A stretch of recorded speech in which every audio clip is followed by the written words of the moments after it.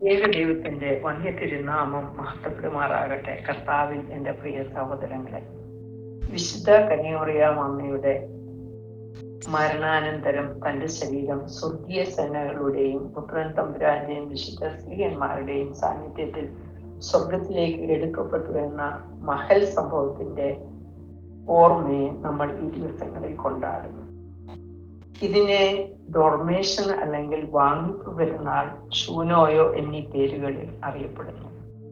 സൂലോക്കോ പെരുന്നാൾ യേശുമിശിഹായുടെ സ്വർഗാരോഹണ പെരുന്നാളാണ്. ഇത് ഒരു ആക്റ്റീവ് ആക്ട് ആണ്.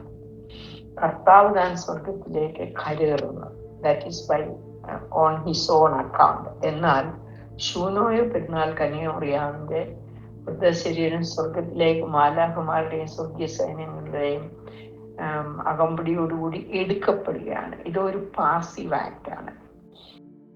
എന്തിനാണ് ഈ പറഞ്ഞ വിധം മൃതശരീരം സ്വർഗത്തിലേക്ക് കൊണ്ടുപോയത് എന്നതിന്റെ മെയിൻ റീസൺ, മനുഷ്യർ മരിക്കുമ്പോൾ മൃതശരീരം അടക്കപ്പെടുന്നു, ദ്രവിക്കുന്നു. ദാവീദ് രാജാവിന്റെ സങ്കീർത്തനത്തിൽ ഇപ്രകാരം പരാമർശിക്കുന്നു: ദൈവം തന്റെ പരിശുദ്ധനെ ദ്രവത്വം കാണാൻ അനുവദിക്കുകയില്ല. കർത്താവിന്റെ അടക്കപ്പെട്ട ശരീരം ദ്രവിക്കാതെ ഉയർത്തെഴുന്നേറ്റു. മാതാവിന്റെ ശരീരം ദ്രവത്വം ഭാവിക്കാതെ സ്വർഗത്തിലേക്ക് മാറ്റപ്പെട്ടു. അവളുടെ ശരീരത്തിൽ നിന്നാണ് ദൈവപുത്രൻ ശരീരം പ്രാപിച്ചതെങ്കിൽ അഭേദ്യമായ ഒരു ബന്ധം ഇരു ശരീരങ്ങൾക്കുമുണ്ട്. രണ്ട് ശരീരവും ദ്രവത്വം കാണാൻ പറ്റത്തില്ല. അതിനാലാണ് സ്വർഗസ്ഥലത്തേക്ക് മാതാവിന്റെ ശരീരം ഉയർത്തിക്കൊണ്ടുപോയത്. ദൈവമാതാവിന്റെ നാമത്തിൽ അനവധി പെരുന്നാളുകളുണ്ട്. അവളുടെ നാമത്തിലായിരുന്നു ആദ്യ നൂറ്റാണ്ടുകളിൽ സ്ഥാപിക്കപ്പെട്ട ദേവാലയങ്ങൾ മിക്കതും എന്നത് ശ്രദ്ധേയമാണ്. ജാനുവരി 15 വിത്തുകളെ പ്രതിയുള്ള പെരുന്നാൾ, മെയ് 15 കതിരുകളെ പ്രതിയുള്ള പെരുന്നാൾ, ഓഗസ്റ്റ് 15 മുന്തിരിയെ പ്രതിയുള്ള പെരുന്നാൾ. ഇത് പിന്നീട് യൂഹാനോൻ സ്ലീഹ മാതാവിന്റെ വാങ്ങിപ്പ് പെരുന്നാളുമായിട്ട് കണക്ട് ചെയ്ത് ഈ രണ്ടും മിസ്റ്റീരിയസ്ലി മേർജ് ചെയ്ത് ഒരു ദിവസമായി മാറ്റി. ഡിസംബർ 26 മാതാവിന്റെ പുകഴ്ച പെരുന്നാള്. കർത്താവിന്റെ ഉയർപ്പിന് ശേഷം 2 ദിവസം കഴിഞ്ഞ് വീണ്ടും മാതാവിന്റെ പുകഴ്ച പെരുന്നാള്. ഏറ്റവും മഹനീയവും ശ്രേഷ്ഠവുമായ പെരുന്നാളാണ് വചനിപ്പ് പെരുന്നാൾ. അതിനൊരു ഫിക്സ് ഡേ ഉണ്ട്, അത് മാർച്ച് 25. ഇതിൽ നിന്നും നിങ്ങൾ നോട്ടീസ് ചെയ്ത് കാണും, മിക്ക മാസത്തിന്റെ നടുക്കായിട്ടാണ് മിക്ക പെരുന്നാളുകളും. അതായത് 15 ആഴ്ചയുടെ നടുക്കാണ് മറിയാമിന്റെ മധ്യസ്ഥ പ്രാർത്ഥന, ബുധനാഴ്ച.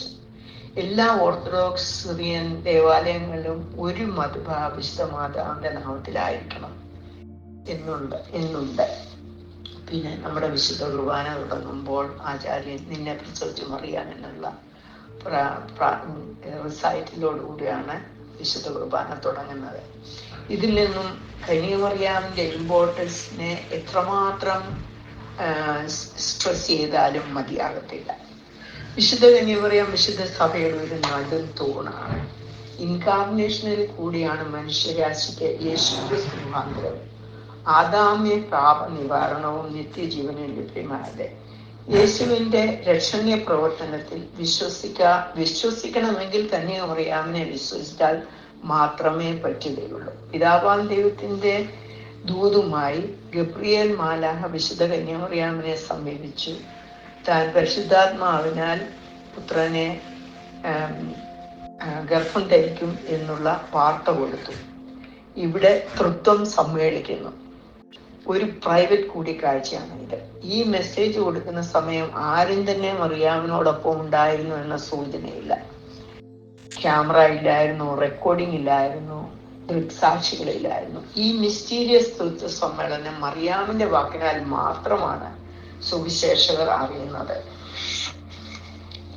നേരിട്ട് കന്യാമറിയാമിൽ നിന്നും ശേഖരിച്ച് വിവരങ്ങൾ വിശുദ്ധ ലൂക്കോസിന്റെ സുവിശേഷത്തിൽ രേഖപ്പെടുത്തിയിട്ടുണ്ട്. അതായത് കർത്താവിന്റെ ജനനം സംബന്ധിച്ചും ബാല്യം സംബന്ധിച്ചുമുള്ള വിവരങ്ങൾ വിശുദ്ധ ലൂക്കോസ് പാലസ്തീനയിലായിരുന്നപ്പോൾ വിശുദ്ധ കന്യാമറിയാമിൽ നിന്നും നേരിട്ട് ശേഖരിച്ചതായി ദമ്മലോ പറയുന്നുണ്ട്. പിന്നീട് കർത്താവിന്റെ മാമോദീസ സമയമാണ് തൃത്വം പരസ്യമായി വെളിപ്പെട്ടത്. അതായത് മശിഹായ ലോകത്തിന് വെളിപ്പെടുത്തുന്നത്.